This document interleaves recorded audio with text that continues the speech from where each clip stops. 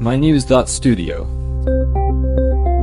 In the Amazon, there's a meeting point: satellite data and sacred sites. Indigenous leaders are defending 500,000 acres.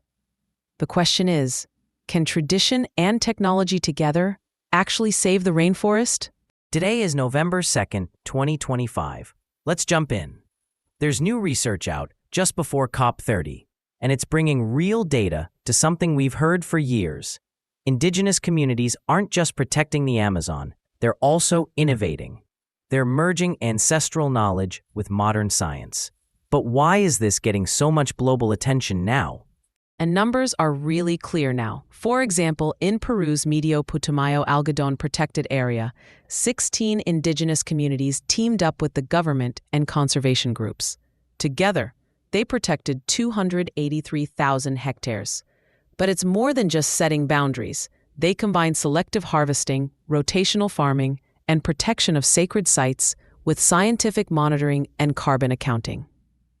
Wait, so they're doing biodiversity surveys and carbon audits at the same time as running traditional farms? That seems unusual. Yes, exactly. And this isn't just happening in Peru. In the Chambira-Marañón region, for example, 41 Uarina communities are securing legal titles for over 500,000 acres. They use satellite mapping, scientific inventories of species, and at the same time, they apply traditional knowledge about forest cycles and medicinal plants. It's about proving land claims, but also thinking ahead to long-term stewardship. These sound like templates for conservation efforts everywhere. But what about the scientific side? Are these traditional approaches actually better for biodiversity or carbon storage? There's growing recognition among scientists of indigenous agroforestry, the idea of forest gardens with lots of crop diversity. These systems keep soil healthy, boost biodiversity, and store carbon.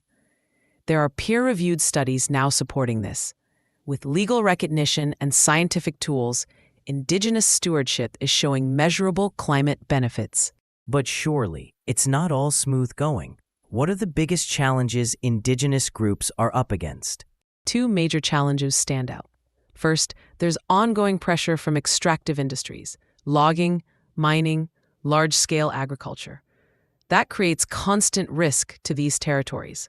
Second, funding is a real bottleneck. Most climate finance doesn't go directly to indigenous groups, so they have limited access to the billions discussed in international meetings. So, as COP30 approaches, what exactly are indigenous leaders and their partners asking for? Direct funding is at the top of the list. Resources need to flow straight to indigenous organizations, not just to governments or big NGOs. Making land tenure a requirement for funding is another. They also want indigenous representatives involved in climate fund governance and investment in building capacity. Plus, more transparency and accountability in financial flows. Is there a target amount for funding? Like, do they have a figure in mind? Yes, there's a call for at least $7 billion a year worldwide for Amazon protection, with a significant portion dedicated to indigenous communities. The thinking is, those who do the most to keep forests standing should have the resources to continue their work. Besides money, what other structural changes are on the table for COP30? Legal recognition of land rights, formal mapping and demarcation, and ensuring indigenous people have seats at the table in climate decision-making. These aren't just environmental issues. They're about rights and self-determination. But why should people outside South America care about this?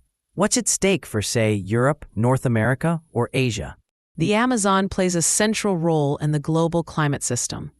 Its forests regulate rainfall patterns, help stabilize atmospheric carbon, and hold 10% of the planet's species.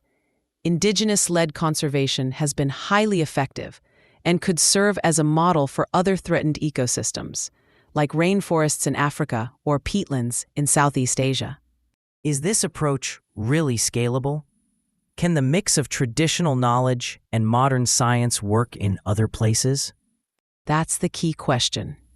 The data suggests it can be done, but it depends on political will, proper funding, and genuine partnerships with indigenous communities. not just consultation, but full participation. Let's sum up. Indigenous groups in the Amazon are blending centuries-old practices with modern science to protect the rainforest, but face real threats from industry, policy gaps, and lack of funding. Ahead of COP30, they're pushing for direct support, legal recognition, and more say in climate decisions. The world is paying attention.